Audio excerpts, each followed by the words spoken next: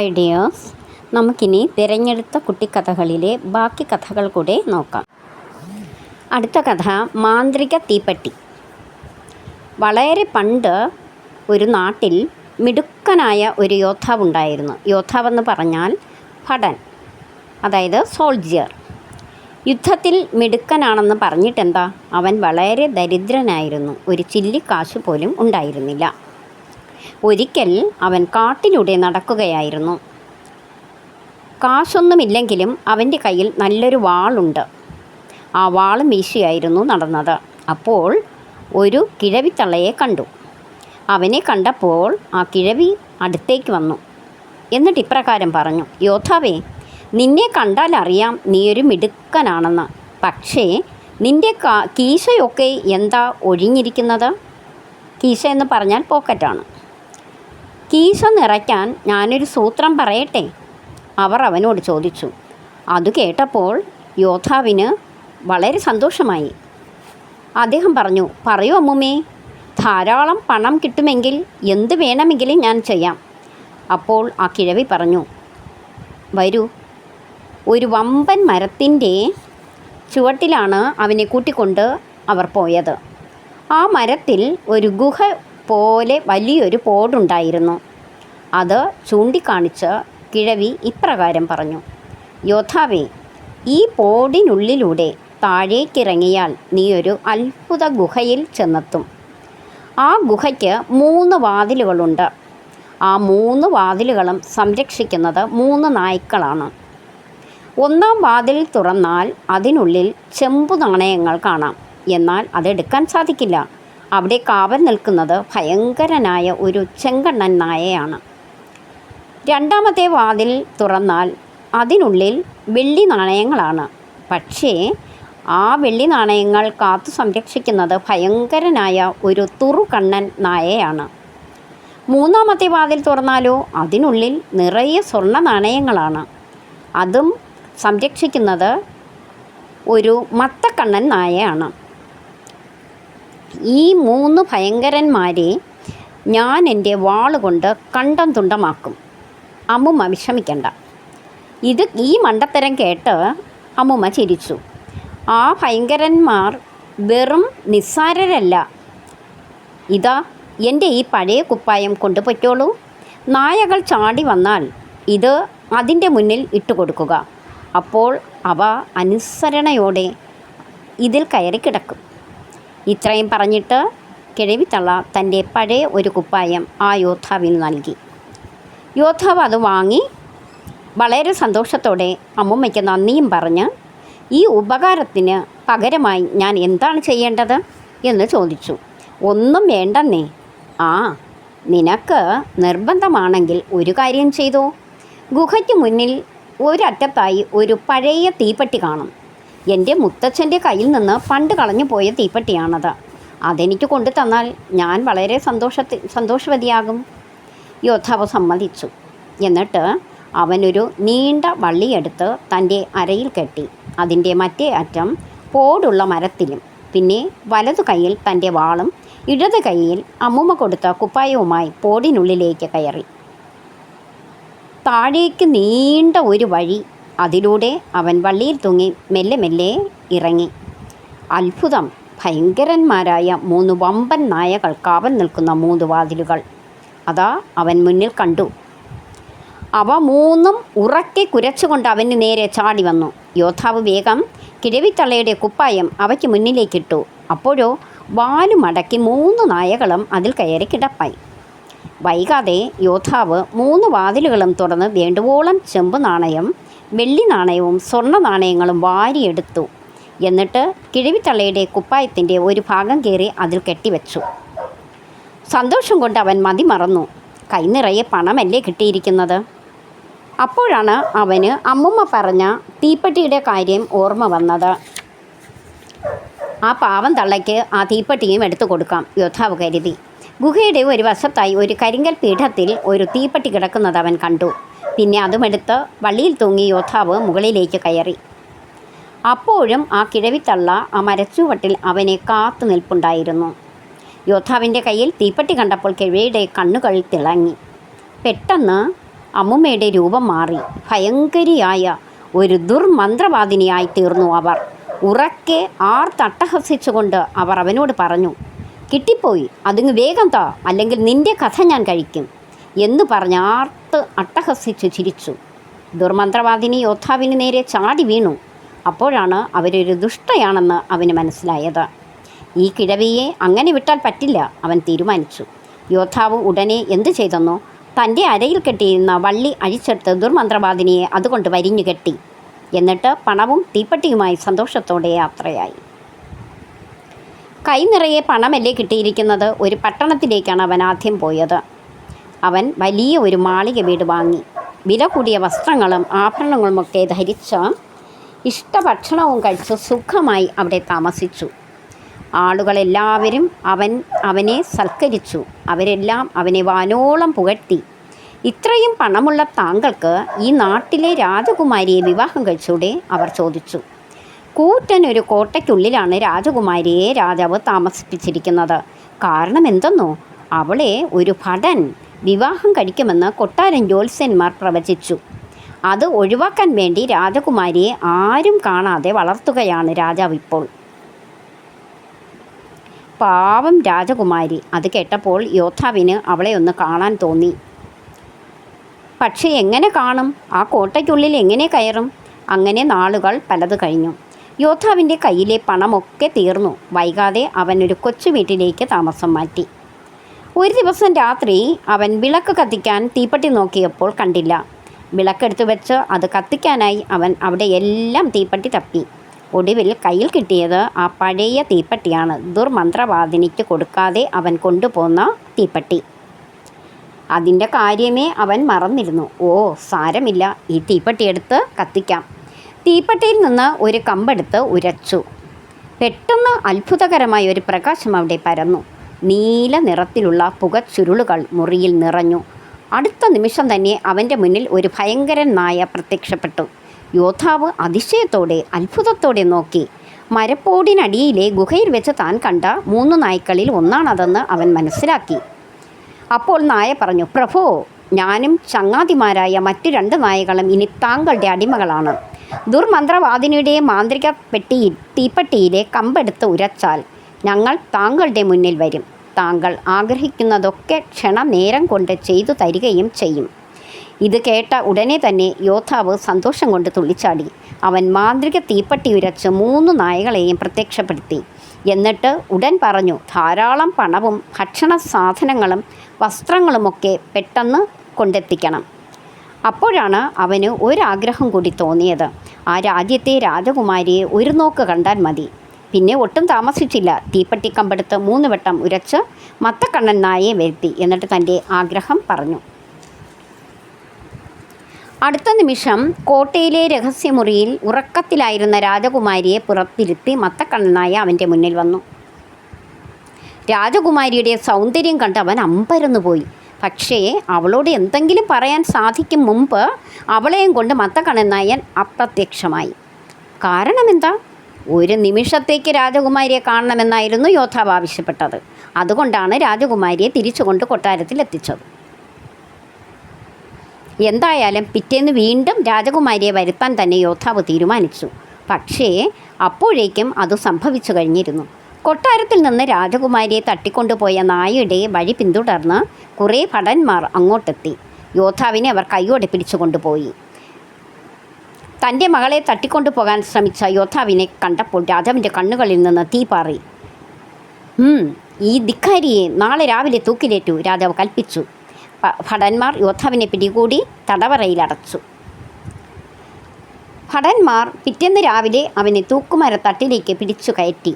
അപ്പോൾ രാജാവ് മുന്നോട്ട് വന്ന് അവനോട് ചോദിച്ചു, ഹേ യുവാവേ, മരിക്കുന്നതിന് മുമ്പ് എന്തെങ്കിലും ആഗ്രഹമുണ്ടെങ്കിൽ പറയാം. എന്നാൽ ഒറ്റ ആഗ്രഹം മാത്രമേ പറയാൻ പാടുള്ളൂ. യോദ്ധാവ് ഒരു നിമിഷം ആലോചിച്ചു. കീശയിലെ മാന്ത്രിക തീപ്പെട്ടി എടുക്കാനായാൽ തനിക്ക് രക്ഷപ്പെടാം. പെട്ടെന്ന് അവൻ്റെ കണ്ണുകൾ തിളങ്ങി. അവൻ രാജാവിനെ വണങ്ങിക്കൊണ്ട് പറഞ്ഞു, പ്രഭോ, എനിക്ക് ഒന്ന് പുക വലിക്കണം എന്നുണ്ട്. ഇത് കേട്ട് രാജാവ് പൊട്ടിച്ചിരിച്ചു. പിന്നെ അവൻ്റെ കൈകളിലെ കെട്ടഴിച്ച് അവനു വലിക്കാനായി പുകയില നിറച്ച ഒരു പൈപ്പ് കൊടുത്തു. ഇത് തന്നെയല്ലേ തക്കം? യുവാവ് പൈപ്പ് ചുണ്ടത്ത് വെച്ച് കീശയിൽ നിന്ന് മാന്ത്രിക തീപ്പെട്ടിയെടുത്ത് ഉരച്ചു. ഒരു വട്ടം, 2 വട്ടം, 3 വട്ടം. അടുത്ത ക്ഷണം ചെങ്കണ്ണൻ നായയും തുറുകണ്ണൻ നായയും മത്തക്കണ്ണൻ നായയും പ്രത്യക്ഷപ്പെട്ടു. ചങ്ങാതിമാരെ, എന്നെ രക്ഷിക്കൂ, യോദ്ധാവ് വിളിച്ചു പറഞ്ഞു. പിന്നെ പറയണോ? നായകൾ 3 പേരും യോദ്ധാവിന് ചുറ്റും നിന്നിരുന്ന ഭടന്മാരുടെ നേർക്ക് കുതിച്ചു ചാടി. എതിർക്കാൻ ചെന്ന ഭടന്മാരെ അവ കടിച്ചു കീറിയെറിഞ്ഞു. ഈ കാഴ്ച കണ്ട് രാജാവും രാജ്ഞി ഞെട്ടിപ്പോയി. അപ്പോഴേക്കും ഭയങ്കരന്മാരായ ആ നായകൾ അവരുടെ അടുത്തെത്തിക്കഴിഞ്ഞിരുന്നു. ഞങ്ങളെ രക്ഷിക്കൂ, നിനക്ക് ഞാൻ എൻ്റെ രാജ്യം തരാം. പേടിച്ചുപോയ രാജാവ് ഉറക്കെ കരഞ്ഞു. ചങ്ങാതിമാരെ, തിരികെ വരൂ, യോദ്ധാവ് നായകളെ തിരികെ വിളിച്ചു. അത് കേട്ടപ്പോൾ നായകൾ പിന്തിരിഞ്ഞു. അവ അനുസരണയോടെ യോദ്ധാവിൻ്റെ അടുക്കൽ വന്നിരുന്നു. രാജാവ് യോദ്ധാവിനെ കൊട്ടാരത്തിലേക്ക് കൊണ്ടുപോയി. വൈകാതെ അദ്ദേഹം വാക്കു പാലിച്ചു. രാജകുമാരിയും യോദ്ധാവും തമ്മിലുള്ള വിവാഹം കെങ്കേമമായി നടന്നു. അങ്ങനെ പാവപ്പെട്ട ആ യോദ്ധാവ് ആ രാജ്യത്തിൻ്റെ രാജകുമാരനായി തീർന്നു. രാജകുമാരിയും അവനും വളരെ കാലം കൊട്ടാരത്തിൽ സുഖമായി ജീവിച്ചു. കഥ ഇവിടെ അവസാനിച്ചു. ഇനി നമുക്ക് അടുത്ത കഥയിലേക്ക് പോകാം.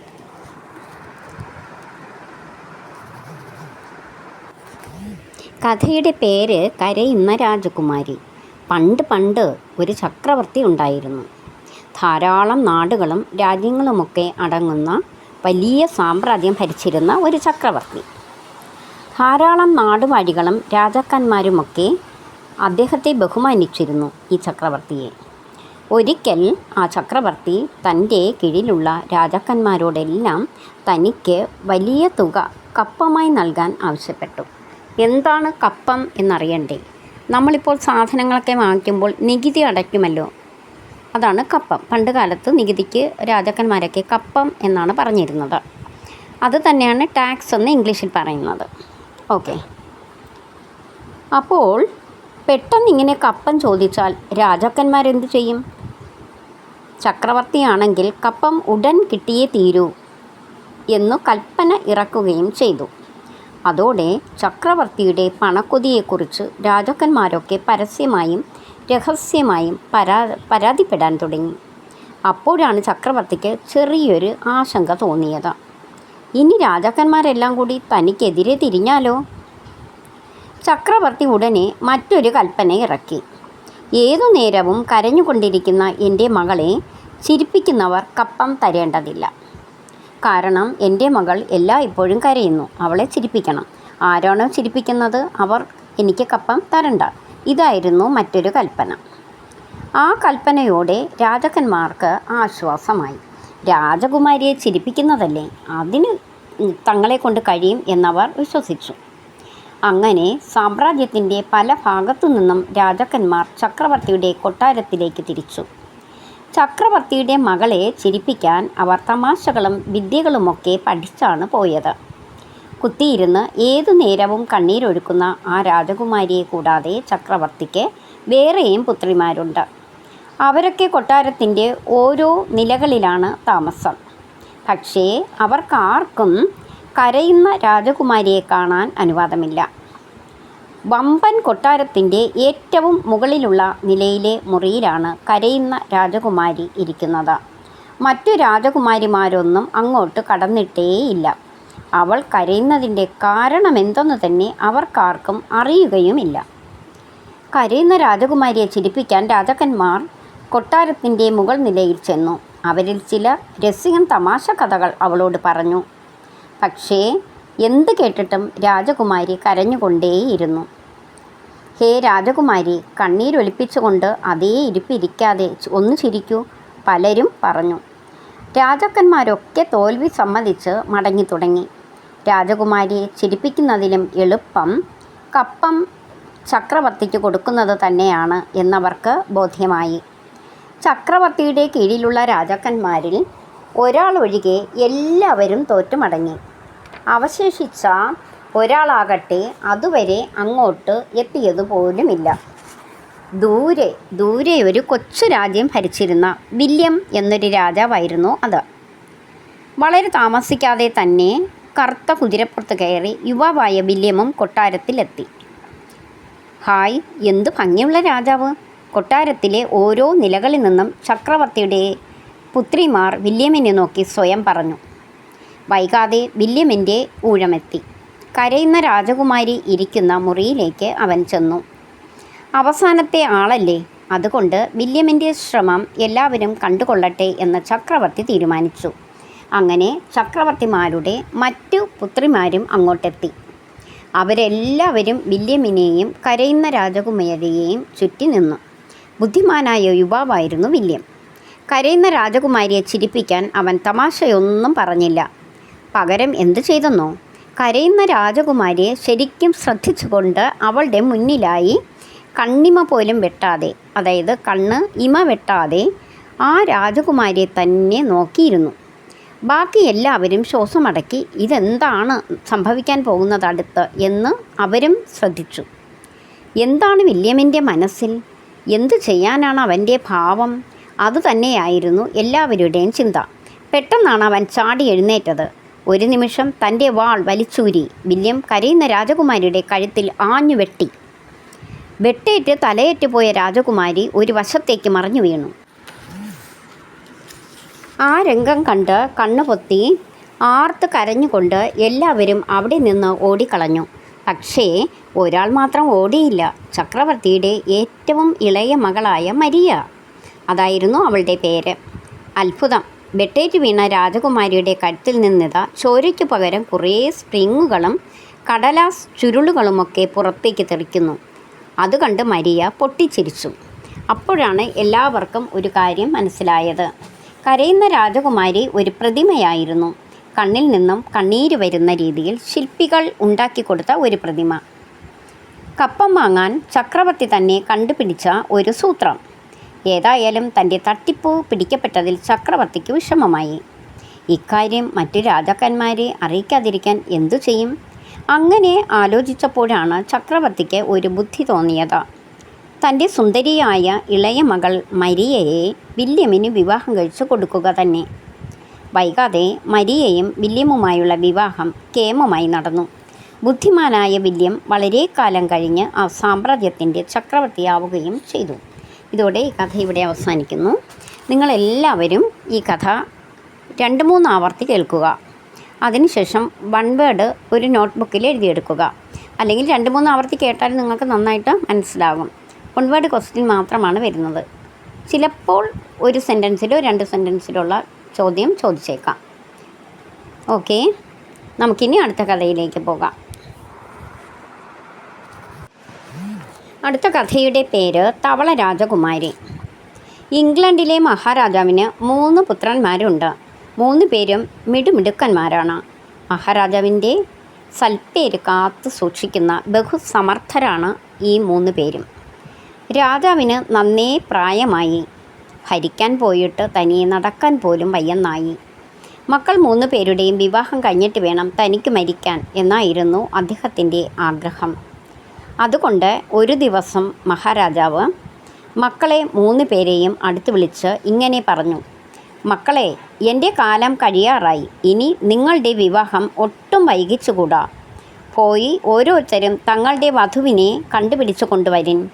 3 പേരും 3 വഴിക്ക് പോകണം. ആദ്യം കാണുന്ന വീട്ടിൽ ചെന്നു കയറണം. അവിടെ ആദ്യം ആരെ കാണുന്നുവോ അവളെ വിവാഹം കഴിക്കണം.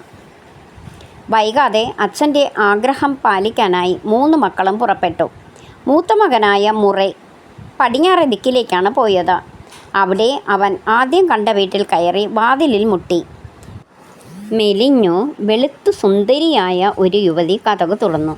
അവളെയും കൊണ്ട് മുറേ കൊട്ടാരത്തിലേക്ക് മടങ്ങി. രണ്ടാമത്തെ മകനായ റിയോ വടക്കേ ദിക്കിലേക്കാണ് പോയത്. അവിടെ അവൻ ആദ്യം കണ്ട വീട്ടിൽ കയറി കതകിൽ മുട്ടി. ചുവന്നു തുടുത്തു സുന്ദരിയായ ഒരു യുവതി വാതിൽ തുറന്നു. അവളെയും കൊണ്ട് റിയോ കൊട്ടാരത്തിലേക്ക് മടങ്ങി. മൂന്നാമനായ മിയോ തെക്കേ ദിക്കിലേക്കാണ് വധുവിനെ തേടിപ്പോയത്.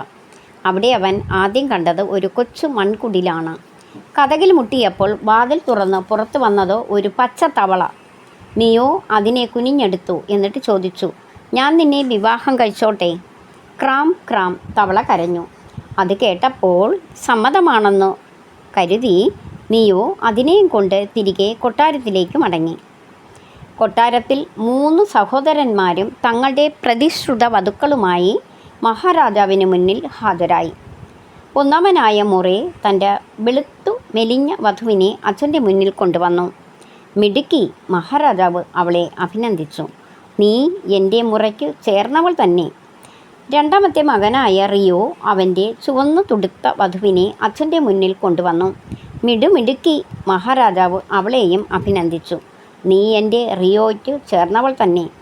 അടുത്തത് മിയോയുടെ ഊഴമായിരുന്നു. അവൻ തൻ്റെ തവളപ്പെണ്ണിനെ കയ്യിലെടുത്ത് അച്ഛൻ്റെ മുന്നിൽ ചെന്നു നിന്നു. എന്നിട്ട് പറഞ്ഞു, അച്ഛാ, ആദ്യത്തെ വീട്ടിൽ ആദ്യം കതക് തുറന്നു വന്നത് ഈ തവളപ്പെണ്ണായിരുന്നു. അതുകൊണ്ട് ഇവളെ ഞാൻ വധുവാക്കാൻ തീരുമാനിച്ചു. അത് കേട്ട് മഹാരാജാവിന് ദേഷ്യം വന്നു. തൻ്റെ മരുമകളായി ഒരു തവളപ്പെണ്ണോ? എങ്കിലും അദ്ദേഹം ഒന്നും പറഞ്ഞില്ല. പകരം ഒരു നിർദ്ദേശം വച്ചു. വിവാഹത്തിന് ധരിക്കാനുള്ള വസ്ത്രം നിങ്ങളുടെ ഭാര്യമാർ തന്നെ തുന്നിയുണ്ടാക്കണം. അങ്ങനെ 3 പേരും തുന്നൽ ആരംഭിച്ചു. മൂത്ത മകൻ്റെ ഭാര്യയാകാൻ പോകുന്ന വെളുത്ത സുന്ദരി ഒരു പട്ടുകുപ്പായമാണ് തുന്നിയത്. പക്ഷേ തുന്നി തീർന്നപ്പോൾ അത് ഒട്ടും ഭംഗിയില്ലാത്ത വൃത്തികെട്ട കുപ്പായമായി തീർന്നു. രണ്ടാമത്തെ മകൻ്റെ ഭാര്യയാകാൻ പോകുന്ന ചുവന്നു തുടുത്ത സുന്ദരി പരുത്തി കൊണ്ടുള്ള കുപ്പായമാണ് തുന്നിയത്. പക്ഷേ തുന്നിക്കഴിഞ്ഞപ്പോഴോ അതൊരു വെറ്റിലക്കറ പിടിച്ച കുപ്പായമായി തീർന്നു. നമ്മുടെ തവളപ്പെണ്ണും തുന്നി ഒരു കുപ്പായം, കാട്ടുപൂക്കൾ കൊണ്ട് അലങ്കരിച്ച് ഭംഗിയുള്ള ഒരു കുപ്പായം. അതാണ് അവൾ തുന്നിയത്. ലോകത്തിലെ സകല പൂന്തോട്ടങ്ങളുടെയും സുഗന്ധം അതിൽ നിന്ന് പുറപ്പെട്ടിരുന്നു. അങ്ങനെ വിവാഹ ദിനം വന്നു. വെളുത്തു മെലിഞ്ഞ് സുന്ദരിയായ ഭാര്യയോടൊപ്പം മൂത്ത മകൻ മുറേ അഭിമാനത്തോടെ നിന്നു. ചുവന്നു തുടുത്ത സുന്ദരിയായ ഭാര്യയുമായി രണ്ടാമത്തെ മകൻ റിയോ സന്തോഷത്തോടെ വന്നു. മൂന്നാമത്തെ മകനായ മിയോ ആകട്ടെ തൻ്റെ കൊച്ചു തവളപ്പെണ്ണിനെയും കയ്യിലെടുത്ത് പതുക്കെ അങ്ങോട്ട് വന്നു. ആ കാഴ്ച കണ്ട് ആളുകൾ പൊട്ടിച്ചിരിച്ചു. വൈകാതെ വിവാഹ ചടങ്ങുകളുടെ സമയമായി. ശിരസിൽ മൂടുപടം ഇടാൻ തുടങ്ങിയപ്പോൾ തവളപ്പെണ്ണ് മിയോവിനോട് ഇപ്രകാരം പറഞ്ഞു, മിയോ, നിൻ്റെ കാൽക്കീഴിലിട്ട് എന്നെ ചവിട്ടി ഞെരിക്കൂ. തവള സംസാരിക്കുന്നത് കേട്ടപ്പോൾ മിയോയ്ക്ക് അത്ഭുതമായി. നീ എൻ്റെ കല്യാണ പെണ്ണല്ലേ? കാൽക്കീഴിൽപ്പെട്ടാൽ നീ ചതഞ്ഞു പോവില്ലേ? അവൻ ചോദിച്ചു. എന്നാൽ തവളപ്പെണ്ണ് വീണ്ടും നിർബന്ധിച്ചു. ഒടുവിൽ നിവർത്തിയില്ലാതെ മിയോ അങ്ങനെ ചെയ്തു. അപ്പോൾ അതാ അത്ഭുതം!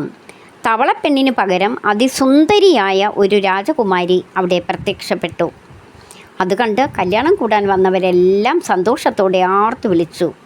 അവർ മിയോ രാജകുമാരന് ജയ് വിളിച്ചു. അപ്പോൾ ആ രാജകുമാരി മിയോവിനോട് തൻ്റെ കഥ പറഞ്ഞു. അങ്ങ് ദൂരെ ഒരു രാജ്യത്തെ രാജാവിൻ്റെ വളരെ സ്നേഹനിധിയായ മകളായിരുന്നു ഞാൻ. ഒരിക്കൽ ഒരു ദുർമന്ത്രവാദിനി എന്നെ ശപിച്ചു തവളയാക്കി മാറ്റി. നല്ലവനായ ഒരു രാജകുമാരൻ്റെ സ്നേഹം കിട്ടിയാൽ മാത്രമേ പഴയ രൂപം ലഭിക്കൂ എന്ന് ശാപമോക്ഷവും എനിക്ക് തന്നു. അങ്ങനെ ഇരിക്കെയാണ് അങ്ങ് എൻ്റെ മൺകുടിലിൽ വന്നത്. അങ്ങെനിക്ക് സ്നേഹം തന്നു. അതോടെ ഞാൻ പഴയ രാജകുമാരിയായി തീർന്നു. തവള രാജകുമാരിയുടെ കഥ കേട്ട് മഹാരാജാവ് അത്ഭുതപ്പെട്ടു. മഹാരാജാവിന് ഇപ്പോൾ കൂടുതൽ ഇഷ്ടം ഇളയ മരുമകളായ തവള രാജകുമാരിയോടായി. വൈകാതെ 3 രാജകുമാരന്മാരുടെയും വിവാഹം കെങ്കേമമായി നടന്നു.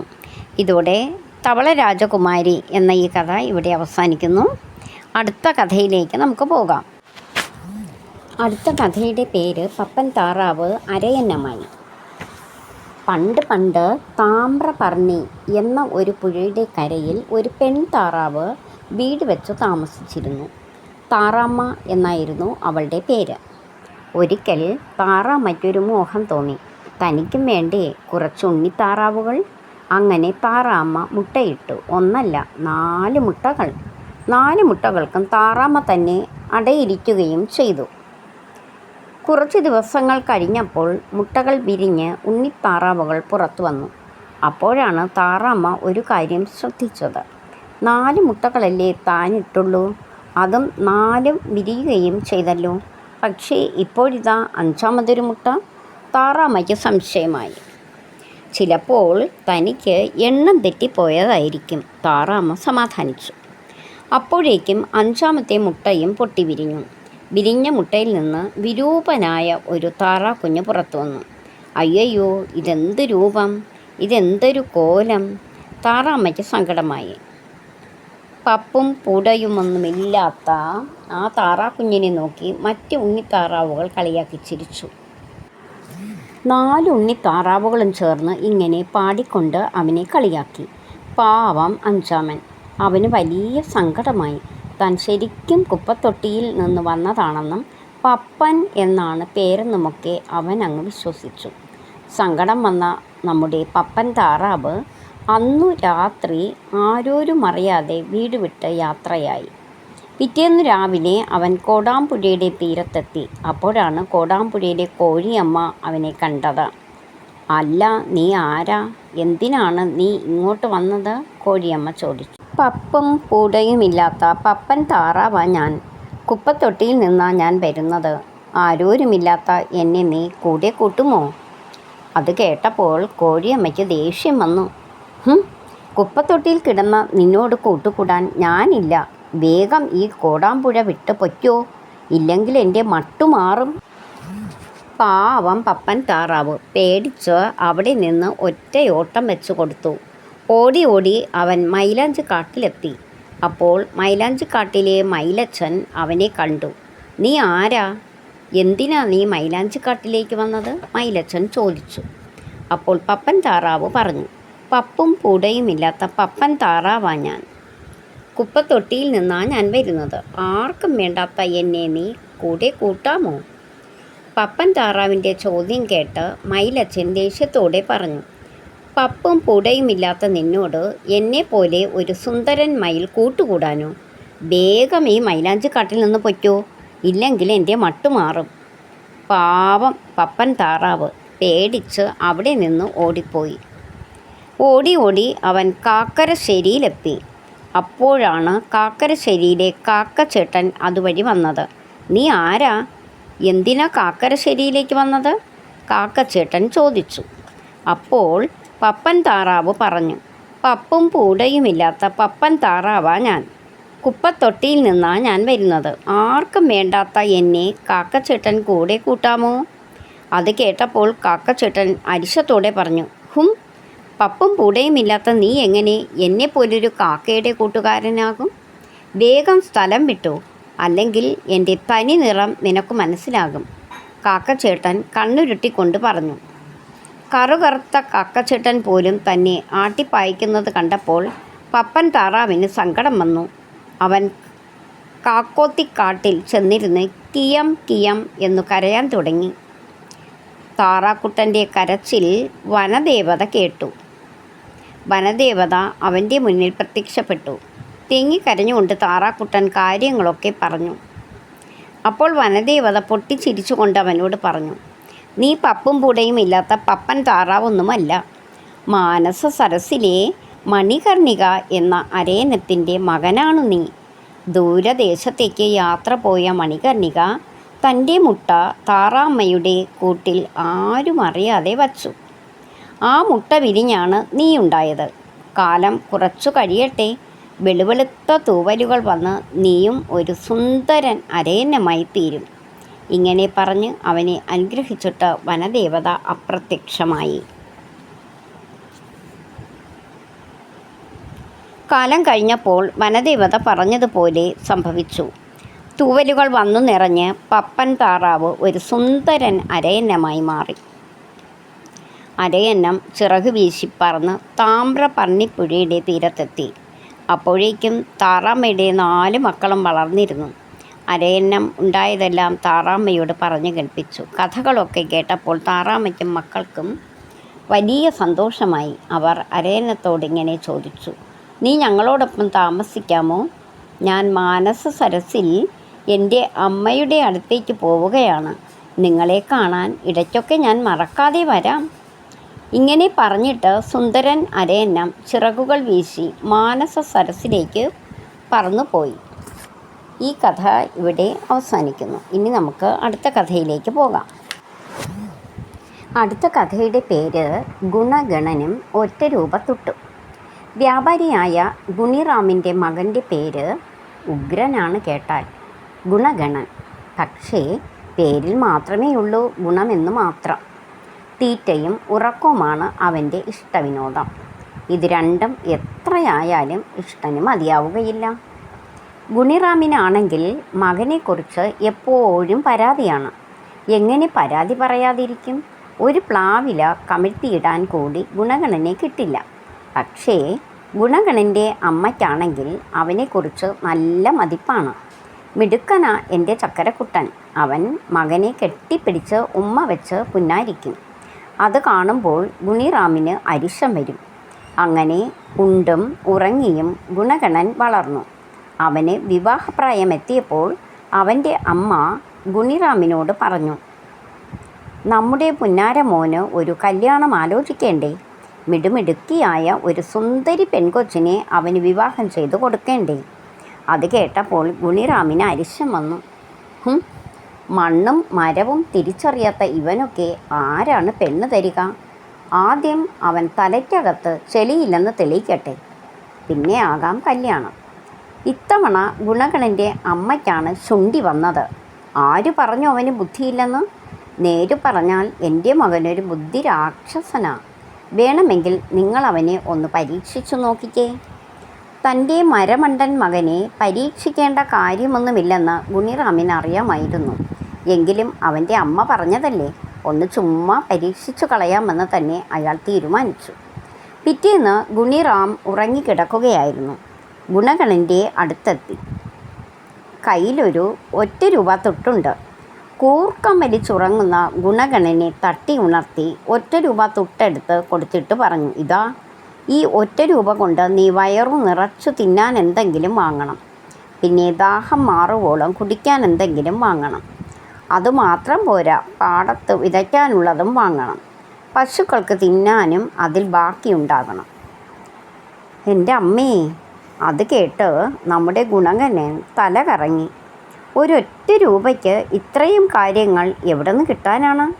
അവൻ രക്ഷപ്പെടാൻ വേണ്ടി അമ്മയുടെ അടുത്തേക്ക് നീങ്ങി നിന്നു. അപ്പോൾ അമ്മ പറഞ്ഞു, പോ മോനെ, 1 രൂപയ്ക്ക് ഇത്രയും സാധനങ്ങൾ വാങ്ങി നിൻ്റെ ബുദ്ധി തെളിയിച്ചു കൊടുക്കുക. എങ്കിൽ പിന്നെ എൻ്റെ പുന്നാരക്കുട്ടന് കല്യാണം കഴിക്കാമല്ലോ. ഇനി എന്ത് ചെയ്യും? ഗത്യന്തരമില്ലാതെ ഗുണഗണൻ ആ 1 രൂപ തൊട്ടുമായി ഇറങ്ങി. കുറച്ച് നടന്നപ്പോൾ തന്നെ അവൻ്റെ പാദം നൊന്തു. വെയിൽ മൂക്കും മുമ്പേ അവൻ്റെ മണ്ട പൊള്ളി തുടങ്ങി. ഉച്ചയാകും മുമ്പേ അവൻ വിശന്നു പൊരിഞ്ഞു. അപ്പോഴാണ് അവൻ ഒരു ഇരുമ്പ് പണിക്കാരൻ്റെ ആല കണ്ടത്. അതിനുള്ളിൽ ഇരുമ്പ് പണിക്കാരൻ്റെ സുന്ദരിയായ മകൾ നിൽക്കുന്നുണ്ടായിരുന്നു. താനിങ്ങനെ വിശന്നു പൊരിഞ്ഞു നടക്കുന്നതിൻ്റെ കഥയെല്ലാം അവൻ അവളെ പറഞ്ഞു കേൾപ്പിച്ചു. എൻ്റെ കയ്യിൽ 1 രൂപയുണ്ട്. ഇതുകൊണ്ട് എൻ്റെ വിശപ്പടക്കാനുള്ളത് പോലും കിട്ടില്ല. പിന്നല്ലേ ദാഹം മാറ്റാനും പാടത്ത് വിതയ്ക്കാനും പശുവിന് കൊടുക്കാനുമൊക്കെ. ഗുണഗണൻ കരയാൻ തുടങ്ങി. ഇരുമ്പ് പണിക്കാരൻ്റെ മകൾ അതിബുദ്ധിമതിയായിരുന്നു. അവൾക്ക് ഗുണഗണനെ സഹായിക്കണമെന്ന് തോന്നി. അവൾ അച്ഛനോട് അനുവാദം ചോദിച്ചിട്ട് ഗുണഗണനെയും കൊണ്ട് ചന്തയ്ക്ക് പോയി. എന്നിട്ട് 1 രൂപയ്ക്ക് ഒരു മുഴുത്ത തണ്ണിമത്തങ്ങ വാങ്ങി ഗുണഗണന് കൊടുത്തു. എന്നിട്ട് പറഞ്ഞു, ഇതാ, ഇത് നിനക്ക് വയറ് നിറച്ച് തിന്നാം, ദാഹം തീരുവോളം കുടിക്കാം. ഇതിൻ്റെ വിത്തുകൾ പാടത്ത് വിതയ്ക്കാം, തൊണ്ട് പശുക്കൾക്ക് തിന്നാനും കൊടുക്കാം.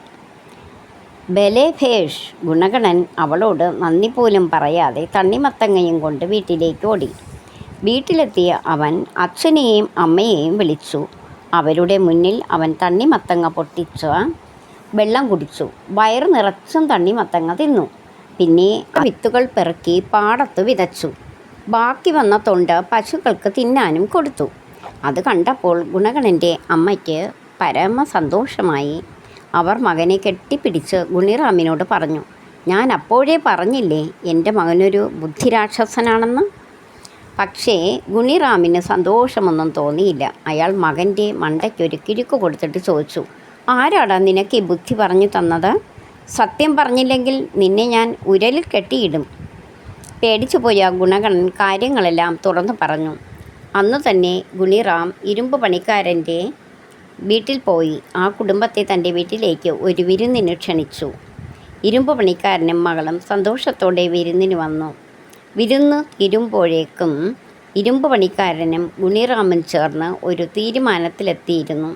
ഗുണഗണനെ ആ പെൺകുട്ടിക്ക് വിവാഹം ചെയ്തു കൊടുക്കാൻ. വൈകാതെ വിവാഹം നടന്നു. ബുദ്ധിമതിയായ അവളുടെ ഉപദേശങ്ങൾ കേട്ട് ഗുണഗണൻ നല്ലൊരു മനുഷ്യനായി തീരുകയും ചെയ്തു. ഈ കഥ ഇവിടെ അവസാനം. ഒച്ചപ്പൻ്റെ വീട്, ഇതാണ് കഥയുടെ പേര്. പണ്ട് പണ്ട് എന്ന് പറഞ്ഞാൽ വളരെ പണ്ട്, നൊച്ചിമ എന്ന ദേശത്ത് ഒരു കൊച്ചരിവാലൻ ഒച്ചപ്പൻ ഉണ്ടായിരുന്നു. അന്നൊക്കെ ഒച്ചുകൾ ഇന്നത്തെ പോലെ അരിച്ചരിച്ചു പതിയെ പതിയെയല്ല നടന്നിരുന്നത്. പിന്നെയോ നല്ല വേഗത്തിൽ ഓടാനും ചാടാനുമൊക്കെ അവർക്ക് കഴിയുമായിരുന്നു. നമ്മുടെ കൊച്ചരിവാലൻ ഒച്ചപ്പൻ ആളൊരു കൊച്ചു തെമ്മാടിയായിരുന്നു. സ്വന്തം കാര്യം സിന്ദാബാദ് എന്നൊരു വിചാരമേ അവനുള്ളൂ. അതിനുവേണ്ടി ആരോടും വഴക്കിടാനും തല്ലുകൂടാനുമൊക്കെ ഒച്ചപ്പന് ഒരു മടിയുമില്ല. അങ്ങനെയിരിക്കെ കാറ്റും മഴയും ഇടിമിന്നലുമൊക്കെയായി മഴക്കാലം വന്നു. പക്ഷേ നമ്മുടെ ഒച്ചപ്പൻ മഴക്കാലം തുടങ്ങും മുമ്പ് കൊച്ചൊരു വീട് വച്ചിരുന്നു.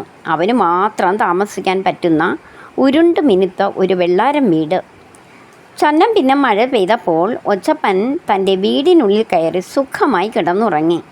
അപ്പോഴാണ് തുമ്പക്കാട്ടിലെ തുമ്പിച്ചേട്ടൻ അതുവഴി മഴ നനഞ്ഞത്. അതുവഴി വന്നു. ഒച്ചപ്പൻ്റെ കൊച്ചു വീട് കണ്ടപ്പോൾ തുമ്പിച്ചേട്ടന് ആശ്വാസമായി. തുമ്പിച്ചേട്ടൻ വേഗം ഒച്ചപ്പൻ്റെ വീട്ടുവാതിലിൽ മുട്ടി വിളിച്ച് ഇങ്ങനെ ചോദിച്ചു: കൊച്ചരിവാലൻ ഒച്ചപ്പ, നീ കതകു തുറന്നാട്ടെ, ഇത്തിരി നേരം നിൻ വീട്ടിൽ ഞാൻ കുത്തിയിരുന്നോട്ടെ. ഇങ്ങനെ പാടിക്കൊണ്ടായിരുന്നു വിളിച്ചത്. തുമ്പിച്ചേട്ടൻ്റെ ഒച്ച കേട്ടപ്പോൾ ഒച്ചപ്പൻ ഞെട്ടി ഉണർന്നു. തൻ്റെ വീട്ടിൽ കയറിക്കൂടാൻ വന്ന തുമ്പിച്ചേട്ടനെ കണ്ടപ്പോൾ ഒച്ചപ്പന് കലി വന്നു. ദേഷ്യത്തോടെ പറഞ്ഞു: കണ്ട തുമ്പിക്കും പാറ്റയ്ക്കുമൊന്നും താമസിക്കാനല്ല ഞാൻ വീടുണ്ടാക്കിയത്. ജീവൻ വേണമെങ്കിൽ എൻ്റെ മുമ്പിൽ നിന്ന് പൊയ്ക്കോ.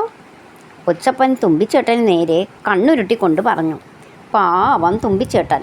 മഴ നനഞ്ഞുകൊണ്ട് അവൻ എങ്ങോട്ടോ പറന്നുപോയി. കുറച്ചു കഴിഞ്ഞപ്പോൾ അതുവഴി കുറുമ്പന്നൂരിലെ ഉറുമ്പമ്മാവൻ മഴ നനഞ്ഞു വന്നു. ഒച്ചപ്പൻ്റെ വീട് കണ്ടപ്പോൾ ഉറുമ്പമ്മാവന് സന്തോഷമായി. അവൻ വേഗം ഒച്ചപ്പൻ്റെ വീട്ടുവാതിലിൽ മുട്ടി വിളിച്ച് ഇങ്ങനെ ചോദിച്ചു: കൊച്ചരിവാലൻ ഒച്ചപ്പ, നീ വാതിൽ തുറക്കാമോ? കാറ്റും മഴയും കൊള്ളാതെന്നെ കാക്കാൻ കനിയാമോ? അത് കേട്ടപ്പോൾ കൊച്ചരിവാലൻ ഒച്ചപ്പൻ ദേഷ്യത്തോടെ പറഞ്ഞു: വഴിയെ പോകുന്ന ഉറുമ്പിനും ചിതലിനുമൊക്കെ വിശ്രമിക്കാനല്ല ഞാൻ വീടുണ്ടാക്കി വെച്ചിരിക്കുന്നത്. ജീവൻ വേണമെങ്കിൽ വേഗം സ്ഥലം വിട്ടോ. പാവം ഉറുമ്പമ്മാവൻ. ഒച്ചപ്പൻ്റെ ഒച്ചയിടൽ കേട്ട് അവൻ എങ്ങോട്ടോ ഓടിപ്പോയി. അല്പം കഴിഞ്ഞപ്പോൾ ഒരു പൂമ്പാറ്റയും ഒരു പുഴുവും ഒരു വണ്ടും അതുവഴി മഴ നനഞ്ഞു വന്നു. ചങ്ങാതിമാരായ അവർ മൂവരും മൂന്നാറിൽ വിനോദയാത്ര പോയി തിരിച്ചു വരികയായിരുന്നു. മഴയത്ത് കയറി നിൽക്കാൻ ഒരിടം തേടി നടക്കുമ്പോഴാണ് അവർ ഒച്ചപ്പൻ്റെ വീട് കണ്ടത്. പൂമ്പാറ്റയും പുഴുവും വണ്ടും വേഗം ഒച്ചപ്പൻ്റെ വീട്ടിലേക്ക് ചെന്നു. എന്നിട്ട് ഒച്ചപ്പനോട് പറഞ്ഞു: കൊച്ചരിവാലൻ ഒച്ചപ്പ, നീ വീട് തുറക്കാമോ? ഇച്ചറു കൂട്ടരെ എങ്ങോട്ടൊന്നു കയറ്റിയിരുത്താമോ? ഇത്തവണ ഒച്ചപ്പനു കുറച്ചൊന്നുമല്ല ശുണ്ഠി വന്നത്. വീടും കൂടുമില്ലാതെ തെണ്ടി നടക്കുന്ന നിങ്ങൾക്കൊന്നും കയറിയിരിക്കാനല്ല ഞാൻ വീടുണ്ടാക്കിയത്. മര്യാദയ്ക്ക് കടന്നു പറ്റോ, ഇല്ലെങ്കിൽ ഒച്ചപ്പൻ പല്ലി ഞെരിച്ചുകൊണ്ട് അലറി. അത് കേട്ട് പൂമ്പാറ്റയും പുഴുവും വണ്ടും പേടിച്ച് പറന്നു പോയി. അപ്പോഴേക്കും മഴ തോർന്നു. കൊച്ചരിവാലൻ ഒച്ചപ്പന് നന്നായി വിശക്കാൻ തുടങ്ങി. പക്ഷേ എങ്ങനെ വീട്ടിൽ നിന്ന് പുറത്തിറങ്ങും? താൻ പുറത്തിറങ്ങിയാൽ തക്കത്തിന് വല്ലവരും തൻ്റെ വീട്ടിൽ കയറി താമസിച്ചാലോ? അപ്പോഴാണ് ഒച്ചപ്പനൊരു വിദ്യ തോന്നിയത്. എത്ര കഷ്ടപ്പെട്ടാലും വേണ്ടില്ല, പോകുന്നിടത്തൊക്കെ തൻ്റെ വീടും പൊക്കിക്കൊണ്ട് പോവുക തന്നെ. ഒച്ചപ്പൻ പ്രയാസപ്പെട്ട് തൻ്റെ വീട് പൊക്കി മുതുകത്ത് കയറ്റി. എൻ്റെ അമ്മോ! വീടിൻ്റെ ഭാരം കാരണം ഒച്ചപ്പനെ വിളിച്ചുപോയി. വീടും കൊണ്ട് നടക്കാൻ നോക്കിയപ്പോഴല്ലേ രസം. ഒന്നനങ്ങാൻ തന്നെ വല്ലാത്ത പാട്. പക്ഷേ അങ്ങനെ അങ്ങ് വിട്ടുകൊടുക്കാനൊന്നും ഒച്ചപ്പൻ തയ്യാറായില്ല. എത്ര പതുക്കെയാണെങ്കിലും വേണ്ടില്ല, തൻ്റെ വീടും കൊണ്ട് മാത്രമേ താനെങ്ങും പോവുകയുള്ളൂവെന്ന് അവൻ പ്രതിജ്ഞ എടുത്തു കഴിഞ്ഞിരുന്നു. അന്ന് മുതലാണത്രേ ഒച്ചുകൾ ഇത്ര പതുക്കെ സഞ്ചരിക്കാൻ തുടങ്ങിയത്. ഒച്ചപ്പന്മാരുടെ പുറത്തുള്ളത് മറ്റൊന്നുമല്ല, മറ്റാരും കയറി താമസിക്കാതെ അവൻ കാത്തു സൂക്ഷിക്കുന്ന അവൻ്റെ കൊച്ചു വീട് തന്നെ. അടുത്ത കഥ രാജകുമാരിയും നക്ഷത്ര മത്സ്യവും. പണ്ട് പണ്ട് ഒരു കൊട്ടാരത്തിൽ അതിസുന്ദരിയായ ഒരു രാജകുമാരി ഉണ്ടായിരുന്നു. ഈ ലോകത്ത് നടക്കുന്ന എന്ത് കാര്യവും ആ നിമിഷം തന്നെ അറിയാൻ കഴിവുള്ളവളായിരുന്നു ആ രാജകുമാരി. അതെങ്ങനെയെന്നോ, കൊട്ടാരത്തിൻ്റെ ഏറ്റവും മുകളിലെ നിലയിൽ 12 മാന്ത്രിക കണ്ണാടികളുണ്ട്. അതിൽ നോക്കിയാൽ ലോകത്തിലെ എന്തും നേരിൽ കാണാം. ഒരിക്കൽ രാജകുമാരി ഒരു വിളംബരം പുറപ്പെടുവിച്ചു. എൻ്റെ കണ്ണിൽപ്പെടാതെ ഒളിച്ചിരിക്കാൻ ആർക്കെങ്കിലും കഴിഞ്ഞാൽ അയാളെ ഞാൻ വിവാഹം കഴിക്കാം. പക്ഷേ ഒളിച്ചിരിക്കുന്നത് എവിടെയെന്ന് ഞാൻ കണ്ടുപിടിച്ചാൽ ആ നിമിഷം അയാളുടെ തല വെട്ടും. വൈകാതെ ഒളിച്ചുകളി മത്സരത്തിൽ പങ്കെടുക്കാൻ പലരും എത്തി. പക്ഷേ രാജകുമാരിയുടെ മാന്ത്രിക കണ്ണാടിയിൽ അവരൊക്കെ ഒളിച്ചിരിക്കുന്നത് എവിടെയാണെന്ന് വ്യക്തമായി തെളിഞ്ഞു കണ്ടു. പിന്നെ പറയണോ, മത്സരത്തിൽ തോറ്റെന്നു മാത്രമല്ല, അവരുടെയൊക്കെ ജീവനും നഷ്ടപ്പെട്ടു. അങ്ങനെയിരിക്കെ ദൂരെയുള്ള ഒരു ദേശത്തു നിന്ന് 3 സഹോദരന്മാർ കൊട്ടാരത്തിലെത്തി. മത്സരത്തിൽ പങ്കെടുക്കാൻ തങ്ങൾക്ക് ആഗ്രഹമുണ്ടെന്ന് അവർ അറിയിച്ചു. രാജകുമാരി സമ്മതിച്ചു. സഹോദരന്മാരിൽ മൂത്തയാളാണ് ആദ്യം മത്സരത്തിൽ പങ്കെടുത്തത്. ആഴമുള്ള ഒരു കുഴിയിലിറങ്ങി അയാൾ ഒളിച്ചു. പക്ഷേ രാജകുമാരി മാന്ത്രിക കണ്ണാടിയിൽ നോക്കി അയാളെ എളുപ്പത്തിൽ കണ്ടുപിടിച്ചു. സഹോദരന്മാരിൽ രണ്ടാമത്തെ ആളാണ് പിന്നീട് മത്സരിച്ചത്. കാട്ടിലൊരിടത്ത് ആരും ചെന്നിട്ടില്ലാത്ത ഒരു പാറക്കൂട്ടത്തിനിടയിലാണ് അയാൾ ഒളിച്ചത്. അയാളെയും രാജകുമാരി കണ്ടുപിടിച്ചു. 3 പേരിൽ മൂന്നാമത്തെയാൾ സുന്ദരനും ബുദ്ധിമാനുമായ ഒരു യുവാവായിരുന്നു. തൻ്റെ 2 ജ്യേഷ്ഠന്മാരും മത്സരത്തിൽ തോറ്റു വധിക്കപ്പെട്ടതിൽ അവന് ദുഃഖം തോന്നി. അതുകൊണ്ട് തന്നെ തനിക്ക് 3 ദിവസത്തെ സമയം വേണമെന്ന് രാജകുമാരിയോട് അവൻ അപേക്ഷിച്ചു. മാത്രമല്ല, ഒരു തവണ തോറ്റാൽ വീണ്ടും 2 വട്ടം കൂടി മത്സരിക്കാൻ തന്നെ അനുവദിക്കണമെന്നും രാജകുമാരി സമ്മതിച്ചു. പിറ്റേന്നു രാവിലെ യുവാവ് ഒരു നായാട്ടിനിറങ്ങി. അപ്പോഴാണ് വമ്പനൊരു കാക്ക അവൻ്റെ മുന്നിലൂടെ പറന്നുപോയത്. യുവാവ് വേഗം അമ്പ് തൊടുക്കാൻ ഒരുങ്ങി. അപ്പോൾ അവനെ അത്ഭുതപ്പെടുത്തിക്കൊണ്ട് പെരുങ്കാക്ക ഇങ്ങനെ പറഞ്ഞു: ചങ്ങാതി, എന്നെ ഉപദ്രവിക്കാതെ. ചിലപ്പോൾ എന്നെങ്കിലും ഞാൻ നിനക്ക് ഉപകാരപ്പെട്ടേക്കും. ഒരു നിമിഷം ആലോചിച്ചു നിന്നിട്ട് യുവാവ് അമ്പ് പിൻവലിച്ചു. അവനോട് നന്ദി പറഞ്ഞ് പെരുങ്കാക്ക പറന്നുപോയി. ഉച്ചയായപ്പോൾ യുവാവിന് ദാഹിച്ചു. അടുത്തുള്ള നദിയിൽ അവൻ വെള്ളം കുടിക്കാൻ ഒരുങ്ങി. അപ്പോഴാണ് ഭംഗിയുള്ള ഒരു മത്സ്യത്തെ അവൻ കണ്ടത്. യുവാവ് വേഗം അതിനെ പിടിക്കാനൊരുങ്ങി. അപ്പോൾ മത്സ്യം പറഞ്ഞു: ചങ്ങാതി, എന്നെ ഉപദ്രവിക്കാതിരുന്നാൽ എന്നെങ്കിലും ഞാൻ നിനക്ക് ഉപകാരം ചെയ്യാം. ഒരു നിമിഷം ആലോചിച്ചിട്ട് യുവാവ് മത്സ്യത്തെ വെറുതെ വിട്ടു. യുവാവിനോട് നന്ദി പറഞ്ഞിട്ട് മത്സ്യം നദിയിൽ മുങ്ങി മറഞ്ഞു. നദിയിൽ നിന്ന് വെള്ളം കുടിച്ച് ദാഹം തീർത്തിട്ട് യുവാവ് പിന്നെയും നടന്നു. അപ്പോഴാണ് കാലിൽ മുള്ളുമായി ഒരു കുറുക്കൻ മുടന്തി അതിലേ വന്നത്. യുവാവിനെ കണ്ടപ്പോൾ കുറുക്കൻ ചോദിച്ചു: എൻ്റെ കാലിൽ കയറിയ മുള്ളൊന്ന് എടുത്തു തരാമോ? യുവാവ് ഉടൻ തന്നെ കുറുക്കൻ്റെ കാലിലെ മുള്ളെടുത്ത് കളഞ്ഞു. യുവാവിനോട് നന്ദി പറഞ്ഞ് കുറുക്കൻ ഓടി മറഞ്ഞു. യുവാവ് തിരികെ കൊട്ടാരത്തിൽ വന്നു. രാജകുമാരിയോട് അനുവാദം ചോദിച്ചിട്ട് അവൻ ഒളിച്ചിരിക്കാൻ ഇടം തേടിയിറങ്ങി. നേരെ കാട്ടിലേക്കാണ് തന്നെയാണ് അവൻ ചെന്നത്. അവിടെ വെച്ച് അവൻ ആ പെരുങ്കാക്കയെ വീണ്ടും കണ്ടുമുട്ടി. പെരുങ്കാക്കയെ, രാജകുമാരിയുടെ മാന്ത്രിക കണ്ണാടിക്കു കാണാനാകാത്ത വിധം നീ എന്നെ എവിടെയെങ്കിലും ഒളിപ്പിക്കാമോ? അവൻ ചോദിച്ചു. പെരുങ്കാക്ക അവനെ തൻ്റെ ഒരു മുട്ടയ്ക്കുള്ളിൽ ഒളിപ്പിച്ചു. പക്ഷേ എന്തു ഫലം! രാജകുമാരി എളുപ്പത്തിൽ അവനെ കണ്ടുപിടിച്ചു. 2ാം വട്ടം അവൻ മത്സ്യത്തെ ചെന്ന് കണ്ട് സഹായം ചോദിച്ചു. മത്സ്യം അവനെ വിഴുങ്ങി വയറിനുള്ളിൽ ഒളിപ്പിച്ചു. ഇത്തവണയും രാജകുമാരി അവനെ എളുപ്പത്തിൽ കണ്ടുപിടിച്ചു. ഇനി 1 വട്ടം കൂടിയേ മത്സരിക്കാനാവൂ. അതിൽ തോറ്റാൽ ജീവൻ പോയത് തന്നെ. ഇത്തവണ യുവാവ് കാട്ടിൽ ചെന്ന് കുറുക്കച്ചനെ കണ്ട് കാര്യം പറഞ്ഞു. കുറുക്കച്ചൻ യുവാവിനെ കാട്ടിൽ ഒരിടത്തേക്ക് കൂട്ടിക്കൊണ്ടുപോയി. അത്ഭുത ശക്തിയുള്ള ഒരു നീരുറവയുണ്ടായിരുന്നു അവിടെ. വരൂ, എന്നോടൊപ്പം ഈ അത്ഭുത നീരുറവയിൽ മുങ്ങി നീ വരൂ, കുറുക്കൻ പറഞ്ഞു. കുറുക്കന് പിന്നാലെ യുവാവ് ആ നീരുറവയിൽ മുങ്ങി നിവർന്നു. അത്ഭുതം! യുവാവ് ഭംഗിയുള്ള ഒരു നക്ഷത്ര മത്സ്യമായി തീർന്നു. നീരുറവയിൽ നിന്ന് പൊങ്ങിയ കുറുക്കനോ അസൽ ഒരു വ്യാപാരിയുമായി. വൈകാതെ വ്യാപാരിയായി മാറിയ കുറുക്കൻ നക്ഷത്ര മത്സ്യത്തെയും കൊണ്ട് കൊട്ടാരത്തിലെത്തി. കൗതുക വസ്തുക്കൾ വാങ്ങിക്കൂട്ടുന്ന സ്വഭാവക്കാരിയായിരുന്നു രാജകുമാരി. നക്ഷത്ര മത്സ്യത്തെ കണ്ടപ്പോൾ അവൾ നല്ല വില കൊടുത്ത് അത് വാങ്ങി. രാജകുമാരിക്ക് നക്ഷത്ര മത്സ്യത്തെ കൊടുക്കും മുമ്പ് വ്യാപാരി നക്ഷത്ര മത്സ്യത്തോട് രഹസ്യമായി പറഞ്ഞു: യുവാവെ, രാജകുമാരി മാന്ത്രിക കണ്ണാടിയിൽ നോക്കും മുമ്പേ നീ സൂത്രത്തിൽ രാജകുമാരിയുടെ തലമുടിക്കുള്ളിൽ ഒളിച്ചിരിക്കണം. നക്ഷത്ര മത്സ്യം അതുപോലെ തന്നെ ചെയ്തു. രാജകുമാരി തലമുടി അണിയിച്ചൊരുക്കുന്നതിനിടയിൽ അവൻ സൂത്രത്തിൽ അവളുടെ മുടിക്കുള്ളിൽ കയറിപ്പറ്റി. വൈകാതെ രാജകുമാരി കൊട്ടാരത്തിൻ്റെ മുകൾ നിലയിലേക്ക് ചെന്നു. യുവാവിനെ കണ്ടുപിടിക്കാനായി അവൾ തൻ്റെ മാന്ത്രിക കണ്ണാടിയിൽ മാറി മാറി നോക്കി. 1 അല്ല 2 അല്ല 12 കണ്ണാടിയിൽ നോക്കിയിട്ട് യുവാവിനെ കാണാനില്ല. രാജകുമാരിക്ക് വന്ന ദേഷ്യം. അവൾ തൻ്റെ മാന്ത്രിക കണ്ണാടികൾ തറയിൽ എറിഞ്ഞുടച്ച് അരിശം തീർത്തു. നക്ഷത്ര മത്സ്യമായി മാറിയ യുവാവ് തൻ്റെ തലയുടെ പിന്നിൽ തന്നെ പറ്റിപ്പിടിച്ചിരിക്കുന്ന കാര്യം അവളുണ്ടോ അറിയുന്നു.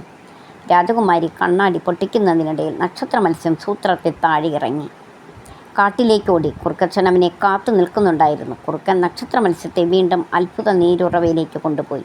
അതിൽ മുക്കി തിരിച്ചെടുത്തപ്പോൾ നക്ഷത്ര മത്സ്യം വീണ്ടും യുവാവായി മാറി. യുവാവിന് സന്തോഷമായി. മത്സരത്തിൽ വിജയിച്ചവൻ നേരെ കൊട്ടാരത്തിലേക്ക് ചെന്നു. അവിടെ രാജകുമാരി അവനെ കാത്തിരിക്കുകയായിരുന്നു. മാന്ത്രിക കണ്ണാടിയെ പോലും കബളിപ്പിച്ച ആ വീരനെ വിവാഹം കഴിക്കാൻ. ഈ കഥ ഇവിടെ അവസാനിക്കുന്നു. ഇനി നമുക്ക് അടുത്ത കഥയിലേക്ക് പോകാം. ഈ കഥയുടെ പേര് ആന്ത്രേ രാജകുമാരനും ഇമ്മിണി വലിയ മൂക്കും.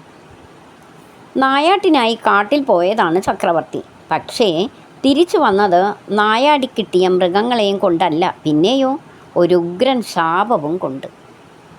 കാട്ടിൽ താമസിച്ചിരുന്ന ദുഷ്ടയായ ഒരു മന്ത്രവാദിനിയാണ് ചക്രവർത്തിയെ ശപിച്ചത്. കാരണം എന്തെന്നോ, തുമ്പിക്കൈ പോലുള്ള നീളൻ മൂക്കായിരുന്നു ആ മന്ത്രവാദിനിക്ക്. അത് കണ്ട് ചക്രവർത്തി ഉറക്കെ ഒന്ന് പൊട്ടിച്ചിരിച്ചു പോയി. ഇതുതന്നെയാണ് കാര്യം. തന്നെ കളിയാക്കിയത് ചക്രവർത്തിയായാലും മന്ത്രവാദിനി വിടുമോ? ചക്രവർത്തിയെ പിടിച്ചു നിർത്തി അവർ ഒരു ഉഗ്രൻ ശാപം കൊടുത്തു. നിനക്ക് മകൻ പിറക്കുമ്പോൾ അവനും നീളൻ മൂക്കുള്ളവനായി പോകട്ടെ. ചതിച്ചില്ലേ? തൻ്റെ മകൻ അടുത്ത ചക്രവർത്തിയാകാനുള്ളതല്ലേ. അവൻ്റെ മൂക്ക് അങ്ങനെ നീളൻ മൂക്കായാൽ വൃത്തികേടാകില്ലേ? അതോർത്ത് ചക്രവർത്തി മന്ത്രവാദിനിയുടെ കാല് പിടിച്ച് കരഞ്ഞു. അപ്പോൾ മന്ത്രവാദിനി ഒരു ശാപമോക്ഷം കൊടുത്തു. ശരി ശരി, നിൻ്റെ മകൻ എന്നാണോ അവൻ്റെ മൂക്കിൻ്റെ കുഴപ്പം തിരിച്ചറിയുന്നത് അന്ന് അവൻ്റെ മൂക്ക് സാധാരണ മൂക്കാകും. ചക്രവർത്തി ആശ്വാസത്തോടെ മടങ്ങി. മൂക്ക് നീണ്ടിരുന്നാൽ അത് കുഴപ്പമാണെന്ന് തിരിച്ചറിയാൻ എളുപ്പമല്ലേ? അങ്ങനെ തിരിച്ചറിഞ്ഞാൽ മൂക്കിൻ്റെ കുഴപ്പം തീരുമെങ്കിൽ പിന്നെന്ത് പ്രശ്നം? കാലം കഴിഞ്ഞപ്പോൾ ചക്രവർത്തിയുടെ പത്നി ഒരാൺകുഞ്ഞിനെ പ്രസവിച്ചു. തിളങ്ങുന്ന സുന്ദരൻ കണ്ണുകൾ, ഭംഗിയുള്ള സ്വർണ്ണ തലമുടി, ചുവന്നു തുടുത്ത് മനോഹരമായ ചുണ്ടുകൾ. പക്ഷേ ഒരു കുഴപ്പം, കുഞ്ഞിൻ്റെ മൂക്ക് മാത്രം വിരൽ ചൂണ്ടിയ പോലെ പുറത്തേക്ക് തള്ളി നിൽക്കുന്നു. എന്തായാലും ചക്രവർത്തി മകന് ആന്ത്രേ എന്നു പേരിട്ടു. നീളൻ മൂക്കുമായി ആന്ത്രേ രാജകുമാരൻ വളർന്നു. ഒപ്പം അവൻ്റെ മൂക്കും. രാജകുമാരൻ്റെ മൂക്ക് കണ്ട് ആരെങ്കിലും അവനെ കളിയാക്കിയാലോ, തങ്ങളുടെ പൊന്നോമനിക്ക് സങ്കടം വന്നാലോ, അതുകൊണ്ട് ചക്രവർത്തിയും റാണിയും ചേർന്ന് ഒരു മുൻകരുതലെടുത്തു. രാജകുമാരനെ കാണാൻ ചെല്ലുന്നവരെല്ലാം ഓരോ നീളൻ മൂക്ക് മുഖത്ത് ഫിറ്റ് ചെയ്യണം. മാത്രമല്ല രാജകുമാരൻ്റെ മൂക്കിൻ്റെ നീളത്തെ പ്രശംസിക്കുകയും വേണം. ആഹാ, എന്തു ഭംഗിയാണ് കുമാരൻ്റെ മൂക്ക് കാണാൻ, ചിലർ പറഞ്ഞു. മഹാന്മാരായ മഹാന്മാരൊക്കെ ഇതേ മൂക്കായിരുന്നു, ചിലർ പറഞ്ഞു. രാജകുമാരനും തീർച്ചയായും ഒരു മഹാനായി തീരും. ഇതൊക്കെ കേൾക്കുമ്പോൾ ആന്ത്രേ രാജകുമാരൻ സന്തോഷത്തോടെ മൂക്ക് തടവും. കണ്ണാടിക്ക് മുന്നിൽ പോയി നിന്ന് അവൻ മണിക്കൂറുകളോളം തൻ്റെ മൂക്കിൻ്റെ ഭംഗി ആസ്വദിക്കും. മൂക്കങ്ങനെ തുമ്പിക്കൈ പോലെ നീണ്ടു നിൽക്കുകയല്ലേ. പൂന്തോട്ടത്തിലെ പൂക്കളൊക്കെ അവന് പറിച്ചെടുക്കാതെ തന്നെ മണപ്പിക്കാം. അങ്ങനെയിരിക്കെ അവനൊരു കല്യാണാലോചന വന്നു. അയൽ രാജ്യത്തെ രാജകുമാരിയായ റോസ് ബഡ് ആയിരുന്നു പെൺകുട്ടി. മൂക്ക് ചെറുതാണെങ്കിലും സുന്ദരിയായ റോസ് ബഡിനെ രാജകുമാരന് ഇഷ്ടമായി. അവൻ സന്തോഷത്തോടെ വിവാഹത്തിന് സമ്മതിച്ചു.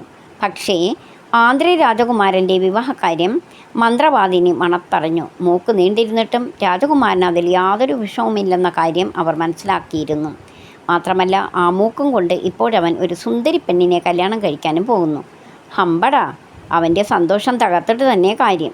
മന്ത്രവാദിനി തീർച്ചയാക്കി. എന്തിനു പറയുന്നു, കല്യാണ ദിവസം ആ ദുഷ്ട റോസ് ബഡ് രാജകുമാരിയെ തട്ടിക്കൊണ്ടുപോയി ദൂരെയുള്ള ഒരു കാടിനു നടുവിൽ മന്ത്രം ചൊല്ലി ഒരു സ്ഫടിക കൊട്ടാരം നിർമ്മിച്ചിട്ട് അതിനുള്ളിൽ റോസ് ബഡിനെ തടവിലാക്കുകയും ചെയ്തു. പാവം ആന്ത്രേ രാജകുമാരൻ റോസ് ബഡിനെ കാണാതെ താനിനി തിരിച്ചു വരില്ലെന്ന് അവൻ ശപഥം ചെയ്തു. എന്നിട്ട് തൻ്റെ കുതിരപ്പുറത്ത് അവൻ യാത്ര പുറപ്പെട്ടു. നാടുകളും കാടുകളും നഗരങ്ങളുമൊക്കെ അവൻ റോസ് ബഡിനെ തിരക്കി നടന്നു. അപ്പോഴാണ് അവന് ഒരു കാര്യം ബോധ്യമായത്. ലോകത്തുള്ളവർക്കെല്ലാം ചെറിയ മൂക്കാണുള്ളത്. തുമ്പിക്കൈ പോലുള്ള മൂക്കുള്ള മനുഷ്യൻ താൻ മാത്രമാണ്. എങ്കിലും രാജകുമാരന് സങ്കടമൊന്നും തോന്നിയില്ല. മഹാന്മാർക്കാണ് ഇത്തരം മൂക്കുണ്ടാകുക എന്നല്ലേ തന്നെ പഠിപ്പിച്ചിരിക്കുന്നത്. ഒരുപക്ഷെ താൻ കണ്ടതെല്ലാം മഹത്വമില്ലാത്ത ആളുകളാണെങ്കിലോ. അങ്ങനെ ആശ്വസിച്ച് അവൻ വീണ്ടും യാത്ര തുടർന്നു. വൈകാതെ കൊടുങ്കാടിൻ്റെ നടുവിൽ ഒരു സ്ഫടിക കൊട്ടാരത്തിൽ തടവിൽ കിടക്കുന്ന റോസ് ബഡ് രാജകുമാരിയെ അവൻ കണ്ടെത്തി. സ്ഫടികം കൊണ്ട് 4 ഭാഗവും ബന്ധിച്ച ആ തടവറയിൽ കരഞ്ഞു കരഞ്ഞ് കഴിച്ചു കൊടുക്കുകയായിരുന്നു രാജകുമാരി. ആന്ത്രേ രാജകുമാരൻ സർവ്വശക്തിയുമെടുത്ത് കൊട്ടാരത്തിൻ്റെ ചില്ലുഭിത്തികൾ തകർക്കാൻ നോക്കി. പക്ഷേ ഏറെ നേരം ശ്രമിച്ചിട്ടും ഭിത്തിയിൽ ഒരു ചെറിയ വിടവുണ്ടാക്കാൻ മാത്രമേ അവന് കഴിഞ്ഞുള്ളൂ. എത്ര കാലം അലഞ്ഞതിനു ശേഷമാണ് താനിവളെ കണ്ടെത്തിയത്. എന്നിട്ടിപ്പോൾ അവളെ രക്ഷിക്കാൻ കഴിയുന്നില്ലല്ലോ. തൻ്റെ നിർഭാഗ്യമോർത്ത് അവൻ പൊട്ടിക്കരഞ്ഞുപോയി. അത് കണ്ടപ്പോൾ റോസ്ബഡ് ചില്ലുഭിത്തിയിലെ വിടവിലൂടെ അവൻ്റെ കണ്ണീരൊപ്പാൻ കൈനീട്ടി. പക്ഷേ കൈ ആന്ത്രേ രാജകുമാരൻ്റെ കണ്ണുകളിലേക്കെത്താൻ അവൾക്ക് കഴിഞ്ഞില്ല. എങ്ങനെ കഴിയും? മൂക്കിൻ്റെ നീളം കാരണം ചില്ലുഭിത്തിയിൽ നിന്ന് കുറേ ദൂരത്തല്ലേ ആന്ത്രയുടെ മുഖം. അപ്പോഴാണ് ആന്ത്രേ രാജകുമാരന് തൻ്റെ മൂക്കിൻ്റെ കുഴപ്പത്തെക്കുറിച്ച് ബോധ്യമായത്. തൻ്റെ പ്രിയപ്പെട്ടവൾക്ക് കണ്ണീരൊപ്പിത്തരാൻ പോലും തടസ്സമാകുന്ന ഈ മൂക്ക് വല്ലാത്തൊരു മൂക്ക് തന്നെ. ഈ നശിച്ച മൂക്കില്ലായിരുന്നെങ്കിൽ. ആന്ത്രേ ദേഷ്യത്തോടെ പിറുപിറുത്തു. അത്ഭുതം! ആ നിമിഷം ചില്ലുഭിത്തികൾ തകർന്നു വീണ് റോസ്ബഡ് രാജകുമാരി സ്വതന്ത്രയായി. ഒപ്പം മറ്റൊന്നുകൂടി സംഭവിച്ചു. ആന്ത്രേ രാജകുമാരൻ്റെ മൂക്ക് മറ്റെല്ലാവരുടേതും പോലെ സാധാരണ മൂക്കായി. തൻ്റെ മൂക്കിൻ്റെ കുഴപ്പം സ്വയം തിരിച്ചറിഞ്ഞാൽ ആന്ത്രയ്ക്ക് നല്ല മൂക്ക് കിട്ടുമെന്ന മന്ത്രവാദിനിയുടെ ശാപമോക്ഷം അങ്ങനെ നടപ്പിലായി. വൈകാതെ തൻ്റെ പ്രിയതമയോടൊപ്പം ആന്ത്രേ രാജകുമാരൻ കുതിരപ്പുറത്ത് കൊട്ടാരത്തിലേക്ക് മടങ്ങി. പെരുമൂക്കനായി നടന്നതും അതിൽ അഭിമാനിച്ച കാര്യവുമൊക്കെ റോസ്ബഡിനോട് പറഞ്ഞ് ആന്ത്രേ രാജകുമാരൻ പിന്നീട് പലപ്പോഴും പൊട്ടിച്ചിരിക്കാറുണ്ടായിരുന്നു. ഈ കഥ ഇവിടെ അവസാനിക്കുന്നു.